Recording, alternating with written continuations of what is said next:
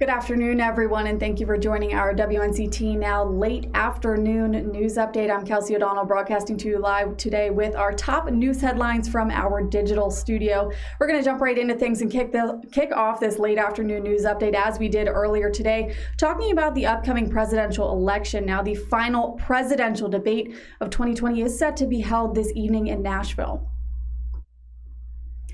President Trump and Democratic rival Joe Biden will meet on the debate stage this evening. The candidates were supposed to have another debate 1 week ago, held remotely because of the president's recent COVID-19 diagnosis. That matchup was canceled because President Trump refused to appearing remotely.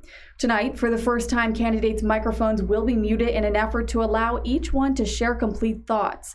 The 90-minute primetime meeting comes just 12 days before Election Day. In other news, a woman in High Point says she went to vote and was denied her right to cast a ballot because the registry said she was dead.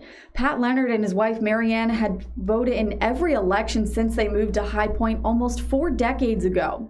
They didn't think this time would be any different. When I went up to give my information, the woman said, "You're ineligible to vote." And I said, I can't imagine why. And she said, "Let me find out." And then she told me, we both looked at each other. She said, after making calls to the county and the State Board of Elections office, they found out that somebody else had the same name and birthday as Marianne. The couple said they're going to check on their registration and encourage others to do the same. Now, Governor Roy Cooper is keeping North Carolina's economy in reopening Phase 3 following yesterday's announcement. Cooper and his advisors decided to extend the phase for a few more weeks after seeing coronavirus cases spiking. He says it may be hard to follow the safety measures put in place by the CDC, but practicing the 3 W's could help save lives. The governor emphasized we must continue to wear our masks, wash our hands, and stand 6 feet apart from others around us. He said those are the best tools we have that can help us slow down the virus. In other news, Beaufort County Community College is getting more than $300,000 in a USDA grant to improve local remote learning options.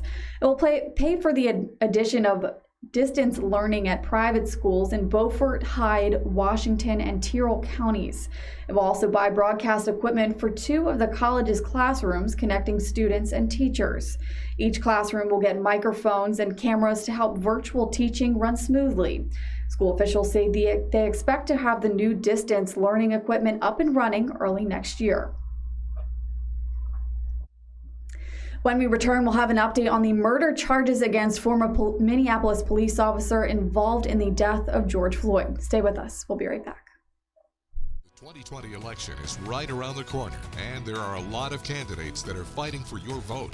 Before you cast your ballot, WNCT 9 on your side on air, online, and the WNCT mobile app has all the latest on the local races and candidates. We're here to get you the information you need to make the most informed decision possible. In Pitt County, in New Bern, in Washington, in Kinston. Stay with WNCT 9 on your side, your local election headquarters.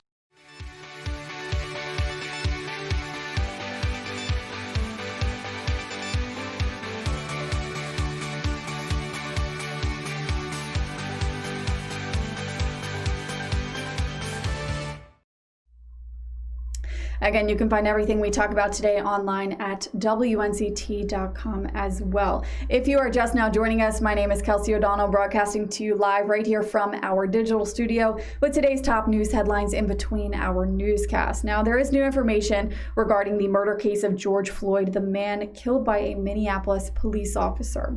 A Minnesota judge this morning dismissed the third-degree murder charge against former officer Derek Chauvin. He is still facing a more serious charge of second-degree unintentional murder while committing a felony, an account of second-degree manslaughter in the Memorial Day killing of George Floyd.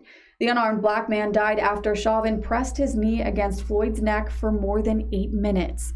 3 other officers are facing charges of aiding and abetting. Tracking crime across the east, 2 people from California are in the Pitt County Detention Center after a speeding car led to police finding drugs. On Saturday, Greenville officers initiated a traffic stop on a vehicle driving 85 miles per hour in a 70 mile per hour zone. Investigators say the people in the car gave misleading information, leading to a search by a police dog. That search revealed the car's battery actually holding 4 kilograms of heroin. Officers arrested driver Luis Candelaria from Bloomington, California, and passenger Mariah Ramos from Colton, California. They're each being held on a $1.5 million bond. That will do it for our WNCT Now late afternoon news update. Be sure to stick around for our newscast coming up tonight at 5. Thanks for watching.